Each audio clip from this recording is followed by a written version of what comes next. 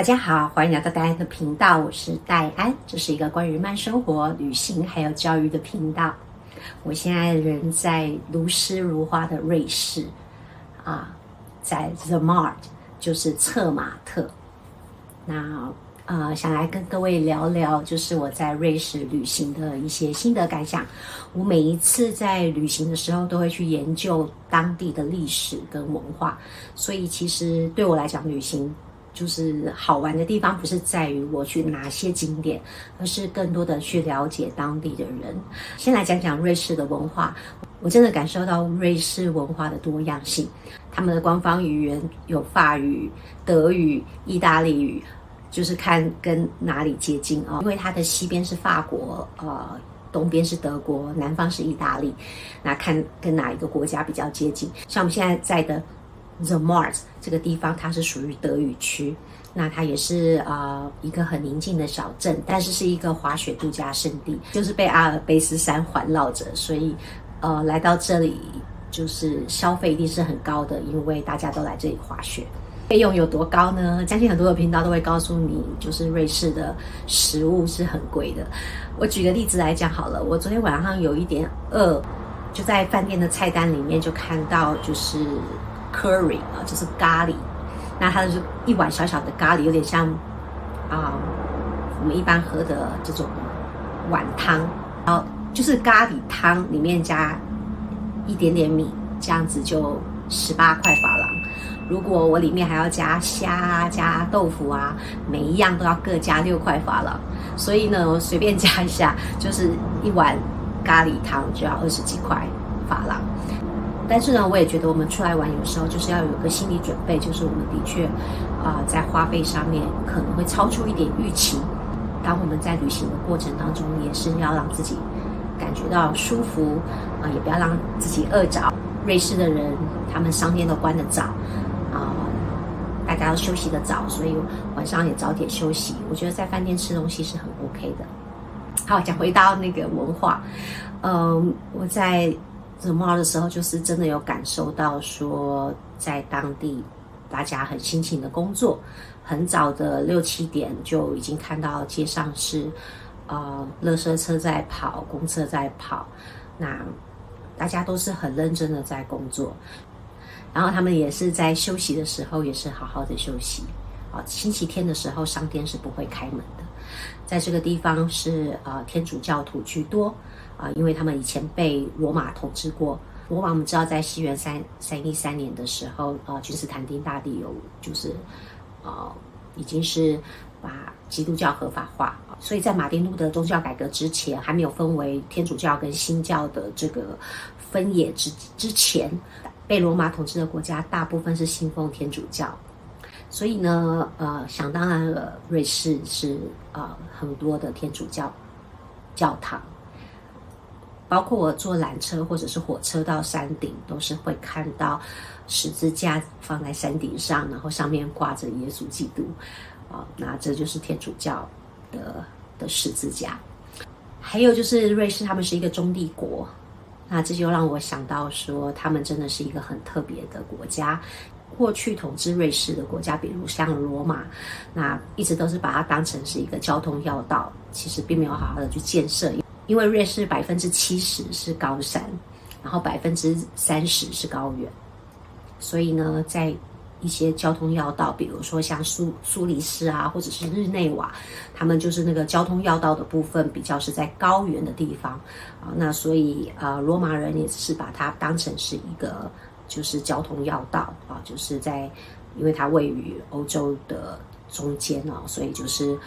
四通八达。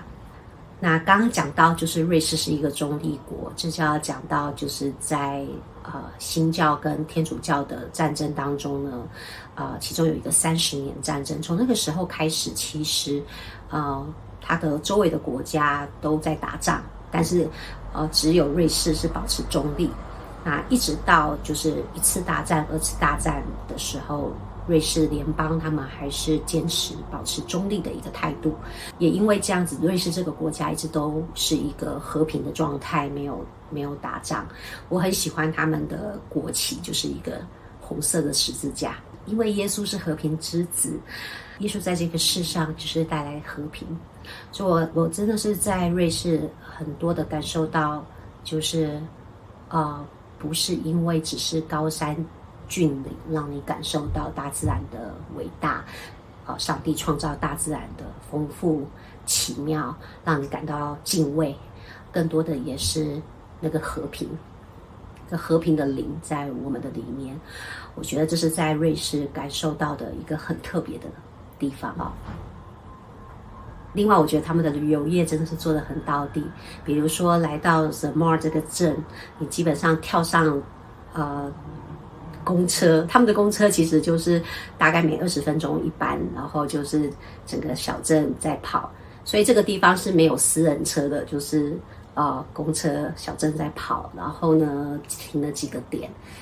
那很快的你就会对这个地方很熟悉，所以他们的小镇观光做得非常的好，然后饭店也真的是做得挺好的。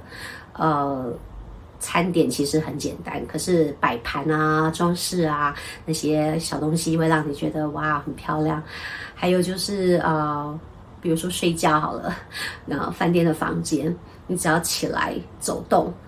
灯就会亮，你根本不需要去开灯。如果你要半夜起来上厕所，你的身体稍微一晃，下个地，灯就开始亮了，然后你就可以去上厕所。所以我觉得很多设计上面来讲，就是瑞士的观光是真的做得很好。就是我在饭店看他们在拍摄他们100-200年前在建设铁路跟缆车的一个纪录片，像生命代价在建设。其中有一个画面很震撼的是看到很多人因为工程而丧命，然后他们的教堂就为他们抬棺，然后埋葬所以前人种树，后人乘凉。我们现在在这里享受这些大自然的时候，其实我们更多的是带着一个尊敬的心。这也让我想到，真的我们在这个世界的年岁都是很有限的，我们如何的去摆上，去帮助我们的下一代，帮助我们的后代，这是一个值得思考的问题。那个纪录片当中有他们在发展当中就是他们的男人妇女在开始滑雪，然后孩子们在做雪橇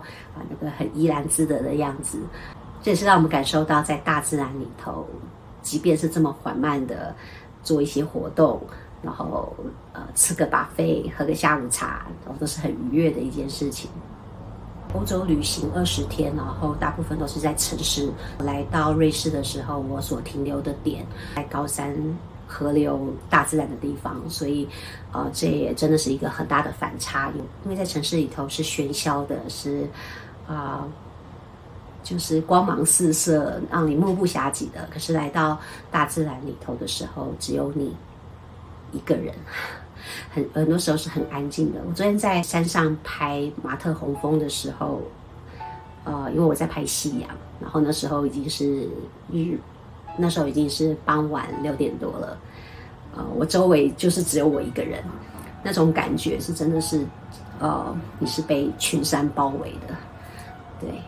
那时候就有一段经文，就是到我的里面，就是众山如何围绕耶路撒冷，上帝的慈爱也必围绕着我。所以我真的就是感受到说，在那个地方，然后当我去亲近上帝，当我在思念我的女儿安雅的时候，很奇妙的天空出现了3道红光，我知道那是安雅生前最喜欢的彩虹。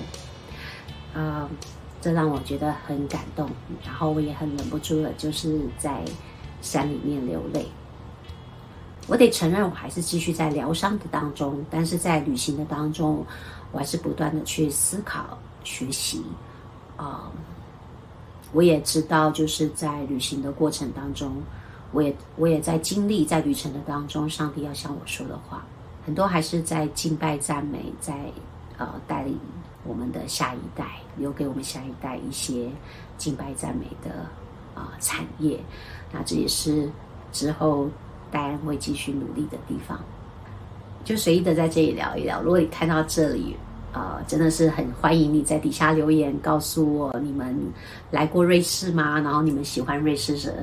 你们喜欢瑞士的什么部分？